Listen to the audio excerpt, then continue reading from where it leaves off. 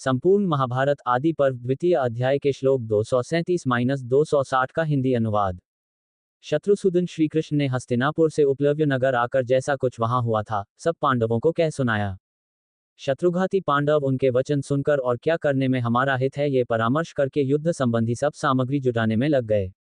इसके पश्चात हस्तिनापुर नामक नगर में युद्ध के लिए मनुष्य, घोड़े, रथ और हाथियों की चतुरंगिनी सेना ने कूच किया। इसी प्रसंग में सेना की गिनती की गई। फिर यह कहा गया है कि शक्तिशाली राजा दुर्योधन ने दूसरे दिन प्रातःकाल से होने वाले महायुद्ध के संबंध में ओलूक को दूत बनाकर पांडवों के पास भेजा। इसके अनंतर इस पर्व में रथी, अतिरथी आदि के स्वरूप का वर्णन तथा अंबा का उपाख्यान आता है। इस प्रकार महाभारत में उद्योग पर्व पांचवा पर्व है और इसमें बहुत से सुंदर सुंदर वृतांत हैं। इस उद्योग पर्व में श्री कृष्ण के द्वारा संधि संदेश और ओलूक के विग्रह संदेश का महत्वपूर्ण वर्णन हुआ है। तपोधन महर्षियों, विशाल बुद्धि महर्षि व्यास ने इस पर्व में 186 अध्याय रखे हैं और श्लोकों की संख्या 6698 बताई है। इसके बाद विचित्र अर्थों से भरे भीष्म पर्व की विषय सूची कही जाती है, जिसमें संजय ने जम्बूद्वीप की रचना संबंधी कथा कही है। इस पर्व में 10 दिनों तक अत्यंत भयंकर घोर युद्ध होने का वर्णन आता है, जिसमें धर्मराज युधिष्ठिर की सेना के अत्यंत दुखी होने की कथा है।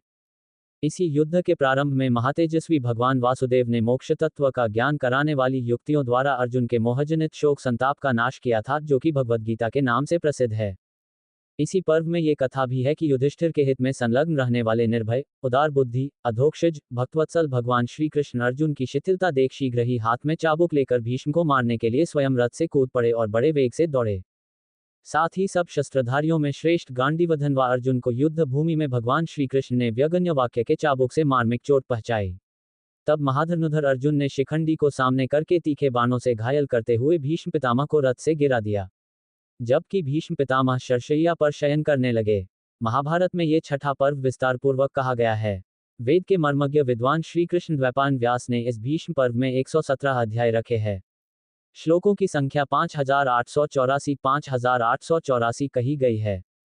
तदनंतर अनेक वृतांतों से पूर्ण अद्भुत द्रोण पर्व की कथा आरंभ होती है, जिसमें परमप्रतापी आचार्य द्रोण के सेनापति पद पर अभिषिक्त होने का वर्णन है। वहीं ये भी कहा गया है कि अस्त्र विद्या के परमाचार्य द्रोण ने दुर्योधन को प्रसन्न करने के लिए बुद्धिमान धर्मराज युधिष्ठिर को पकड़ने की प्रतिज्ञा कर ली। इसी पर्व में ये बताया गया है कि संक्षप्तक योद्धा अर्जुन को रणांगण से दूर हटा ले गए। वहीं ये कथा भी आई है कि ऐरावतवंशीय सुप्रतीक नामक हाथी के साथ महाराज भगदत्त भी, जो युद्ध में इंद्र के समान थे, किरीटधारी अर्जुन के द्वारा मौत के घाट उतार दिए गए। इसी पर्व में ये भी कहा गया है कि शूरवीर बालक अभिमन्यु को, जो कभी जवान भी नहीं हुआ था और अकेला था, जयद्रथ आदि बहुत से विख्यात महारथियों ने मार डाला। अभिमन्यु के वध से कुपित होकर अर्जुन ने रणभूमि में 7 अक्षौहिणी सेनाओं का संहार करके राजा जयद्रथ को भी मार डाला। उसी अवसर पर महाबाहु भीमसेन और महारथी सात्यकी धर्मराज युधिष्ठिर की आज्ञा से अर्जुन को ढूंढने के लिए कौरवों की उस सेना में घुस गए, जिसकी मोर्चेबंदी बड़े बड़े देवता भी नहीं तोड़ सकते थे। संपूर्ण महाभारत आदि पर्व द्वितीय अध्याय के श्लोक 261-282 का हिंदी अनुवाद।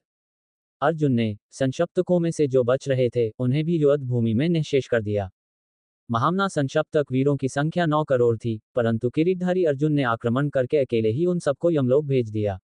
धृतराष्ट्रपुत्र, बड़े बड़े पाषाण खंड लेकर युद्ध करने वाले मलेच्छ सैनिक, सम्रांगण में युद्ध के विचित्र कला कौशल का परिचय देने वाले नारायण नामक गोप, अलंबोप, श्रुतायु, पराक्रमी जलासंध, भूरिश्रवा, विराट, महारथी द्रुपद तथा घटोत्कच आदि जो बड़े बड़े वीर मारे गए हैं, वह प्रसंग भी इसी पर्व में है।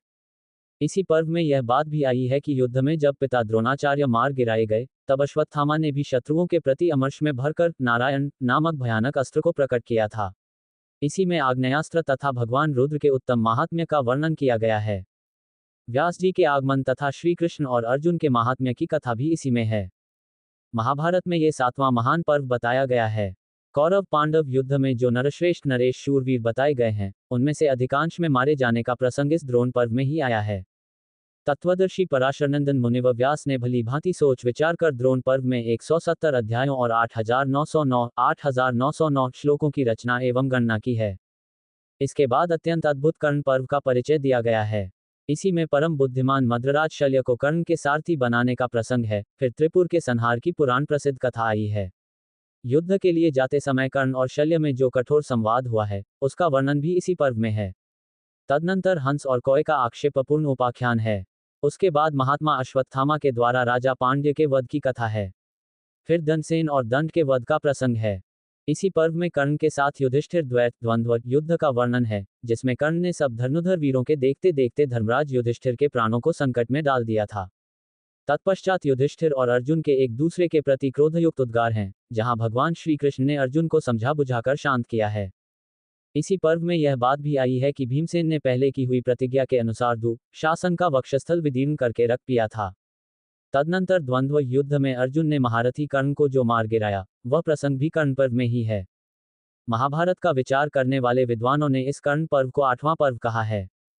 कर्ण पर्व में 69 अध्याय कहे गए हैं और 4964 श्लोकों का पाठ इस पर्व में किया गया है। तत्पश्चात विचित्र अर्थयुक्त विषयों से भरा हुआ शल्य पर्व कहा गया है। इसी में ये कथा आई है कि जब कौरव सेना के सभी प्रमुख वीर मार दिए गए, तब मद्रराज शल्य सेनापति हुए। वहीं कुमार कार्तिकेय का उपाख्यान और अभिषेक कर्म कहा गया है। साथ ही वहां रथियों के युद्ध का भी विभागपूर्वक वर्णन किया गया है। शल्य पर्व में ही कुरुकुल के प्रमुख वीरों के विनाश का तथा महात्मा धर्मराज द्वारा शल्य के वध का वर्णन किया गया है। इसी में सहदेव के द्वारा युद्ध में शकुनी के मारे जाने का प्रसंग है। संपूर्ण महाभारत आदि पर्व द्वितीय अध्याय के श्लोक 283-303 का हिंदी अनुवाद। जब अधिक से अधिक कौरव सेना नष्ट हो गई और थोड़ी सी बच गई, तब दुर्योधन सरोवर में प्रवेश करके पानी को स्तंभित कर वहीं विश्राम के लिए बैठ गया। किंतु व्याधों ने भीमसेन से दुर्योधन की यह चेष्टा बतला दी। तब बुद्धिमान धर्मराज के आक्षेपयुक्त वचनों से अत्यंत अमर्ष में भरकर धृतराष्ट्रपुत्र दुर्योधन सरोवर से बाहर निकला और उसने भीमसेन के साथ गदायुद्ध किया। ये सब प्रसंग शल्य पर्व में ही हैं। उसी में युद्ध के समय बलराम जी के आगमन की बात कही गई है। इसी प्रसंग में सरस्वती के तटवर्ती तीर्थों के पावन महात्म्य का परिचय दिया गया है। शल्य पर्व में ही भयंकर गदा युद्ध का वर्णन किया गया है, जिसमें युद्ध करते समय भीमसेन ने हठपूर्वक युद्ध के नियम को भंग करके अपनी भयानक वेगशालिनी गदा से राजा दुर्योधन की दोनों जांघें तोड़ डाली। अद्भुत अर्थ से युक्त नवम पर्व बताया गया है। इस पर्व में 59 अध्याय कहे गए हैं, जिसमें बहुत से वृतांतों का वर्णन आया है। अब इसकी श्लोक संख्या कही जाती है। कौरव पांडवों के यश का पोषण करने वाले मुनिवर व्यास ने इस पर्व में 3220 श्लोकों की रचना की है। इसके पश्चात मैं अत्यंत दारुण सौप्तिक पर्व की सूची बता रहा हूं, जिसमें पांडवों के चले जाने पर अत्यंत अमर्ष में भरे हुए टूटी जांघ वाले राजा दुर्योधन के पास जो खून से लथपथ हुआ पड़ा था, सान काल के समय कृतवर्मा, कृपाचार्य और अश्वत्थामा ये 3 महारथी आए। निकट आकर उन्होंने देखा, राजा दुर्योधन युद्ध के मुहाने पर इस दुर्दशा में पड़ा था। ये देखकर महारथी अश्वत्थामा को बड़ा क्रोध आया और उसने प्रतिज्ञा की कि मैं धृष्टद्युम्न आदि संपूर्ण पांचालों और मंत्रियों सहित समस्त पांडवों का वध किए बिना अपना कवच नहीं उतारूंगा। सौप्तिक पर्व में राजा दुर्योधन से ऐसी बात कहकर वे तीनों महारथी वहां से चले गए और सूर्यास्त होते होते एक बहुत बड़े वन में जा पहुंचे। वहां तीनों एक बहुत बड़े बरगद के नीचे विश्राम के लिए बैठे। तदनंतर वहां एक उल्लू ने आकर रात में बहुत से कौओं को मार डाला। ये देखकर क्रोध में भरे अश्वत्थामा ने अपने पिता के अन्यायपूर्वक मारे जाने की घटना को स्मरण करके सोते समय ही पांचालों के वध का निश्चय कर लिया। तत्पश्चात पांडवों के शिविर के द्वार पर पहुंचकर उसने देखा, एक बड़ा भयंकर राक्षस, जिसकी ओर देखना अत्यंत कठिन है, वहां खड़ा है। उसने पृथ्वी से लेकर आकाश तक के प्रदेश को घेर रखा था। अश्वत्थामा जितने भी अस्त्र चलाता, उन सबको वह राक्षस नष्ट कर देता था। ये देखकर द्रोण कुमार ने तुरंत ही भयंकर नेत्रों वाले भगवान रुद्र की आराधना करके उन्हें प्रसन्न किया। तत्पश्चात अश्वत्थामा ने रात में निःशंक सोए हुए धृष्टद्युम्न आदि पांचालों तथा द्रौपदी पुत्रों को कृतवर्मा और कृपाचार्य की सहायता से परिजनों सहित मार डाला। भगवान श्री कृष्ण की शक्ति का आश्रय लेने से केवल 5 पांडव और महान धनुर्धर सात्यकी बच गए, शेष सभी वीर मारे गए। ये सब प्रसंग सौप्तिक पर्व में वर्णित है। वहीं ये भी कहा गया है कि धृष्टद्युम्न के सारथी ने जब पांडवों को ये सूचित किया कि द्रोणपुत्र ने सोए हुए पांचालों का वध कर डाला है, तब द्रौपदी पुत्र शोक से पीड़ित तथा पिता और भाई की हत्या से व्यथित हो उठी। संपूर्ण महाभारत आदि पर्व द्वितीय अध्याय के श्लोक 304-324 का हिंदी अनुवाद। वह पतियों को अश्वत्थामा से इसका बदला लेने के लिए उत्तेजित करती हुई आमरण अनशन का संकल्प लेकर अन्न जल छोड़कर बैठ गई। द्रौपदी के कहने से भयंकर पराक्रमी महाबली भीमसेन उसका अप्रिय करने की इच्छा से हाथ में गदा ले अत्यंत क्रोध में भयंकर गुरुपुत्र अश्वत्थामा के पीछे दौड़े। तब भीमसेन के भय से घबराकर दैव की प्रेरणा से पांडवों के विनाश के लिए अश्वत्थामा ने रोषपूर्वक दिव्यास्त्र का प्रयोग किया। किंतु भगवान श्री कृष्ण ने अश्वत्थामा के रोषपूर्ण वचन को शांत करते हुए कहा, मैं वम पांडवों का विनाश न हो। साथ ही अर्जुन ने अपने दिव्यास्त्र द्वारा उसके अस्त्र को शांत कर दिया। उस समय पापात्मा द्रोणपुत्र के द्रोहपूर्ण विचार को देखकर द्वैपायन व्यास एवं श्री कृष्ण ने अश्वत्थामा को और अश्वत्थामा ने उन्हें शाप दिया। इस प्रकार दोनों ओर से एक दूसरे को शाप प्रदान किया गया। महारथी अश्वत्थामा से मणि छीनकर विजय से सुशोभित होने वाले पांडवों ने प्रसन्नतापूर्वक द्रौपदी को दे दी। इन सब वृतांतों से युक्त सौप्तिक पर्व 10वां कहा गया है। महात्मा व्यास ने इसमें 18 अध्याय कहे हैं। इसी प्रकार उन ब्रह्मवादी मुनि ने इस पर्व में श्लोकों की संख्या 870 बताई है। उत्तम तेजस्वी व्यास जी ने इस पर्व में सौप्तिक और ऐशिक दोनों की कथाएं संबद्ध कर दी हैं। इसके बाद विद्वानों ने स्त्री पर्व कहा है, जो करुण रस की धारा बहाने वाला है। प्रज्ञाचक्षु राजा धृतराष्ट्र ने पुत्र शोक से संतप्त हो भीमसेन के प्रति द्रोह बुद्धि कर ली और श्री कृष्ण द्वारा अपने समीप लाई हुई लोहे की मजबूत प्रतिमा को भीमसेन समझकर भुजाओं में भर लिया तथा उसे दबाकर टूक टूक कर डाला।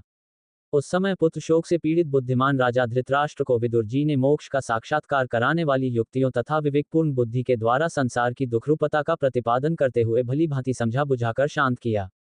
इसी पर्व में शोकाकुल धृतराष्ट्र का अंतःपुर की स्त्रियों के साथ कौरवों के युद्ध स्थान में जाने का वर्णन है। वहीं वीर पत्नियों के अत्यंत करुणापूर्ण विलाप का कथन है। वहीं गांधारी और धृतराष्ट्र के क्रोधावेश तथा मूर्छित होने का उल्लेख है। उस समय उन क्षत्राणियों ने युद्ध में पीठ न दिखाने वाले अपने शूरवीर पुत्रों, भाइयों और पिताओं को रणभूमि में मरा हुआ देखा। पुत्रों और पौत्रों के वध से पीड़ित गांधारी के पास आकर भगवान श्री कृष्ण ने उनके क्रोध को शांत किया। इस प्रसंग का भी इसी पर्व में वर्णन किया गया है। वहीं ये भी कहा गया है कि परम बुद्धिमान और संपूर्ण धर्मात्माओं में श्रेष्ठ राजा युधिष्ठिर ने वहां मारे गए समस्त राजाओं के शरीरों का शास्त्र विधि से दाह संस्कार किया और कराया। तदनंतर राजाओं को जलांजलि दान के प्रसंग में उन सब के लिए तर्पण का आरंभ होते ही कुंती द्वारा गुप्त रूप से उत्पन्न हुए अपने पुत्र कर्ण का गूढ़ वृतांत प्रकट किया गया। ये प्रसंग आता है। महर्षि व्यास ने ये सब बातें स्त्री पर्व में कही हैं। शोक और विकलता का संचार करने वाला ये 11वां पर्व श्रेष्ठ पुरुषों के चित्त को भी विह्वल करके उनके नेत्रों से आंसू की धारा प्रवाहित करा देता है। इस पर्व में 27 अध्याय कहे गए हैं। इसके श्लोकों की संख्या 775 कही गई है। इस प्रकार परम बुद्धिमान व्यास जी ने महाभारत का यह उपाख्यान कहा है।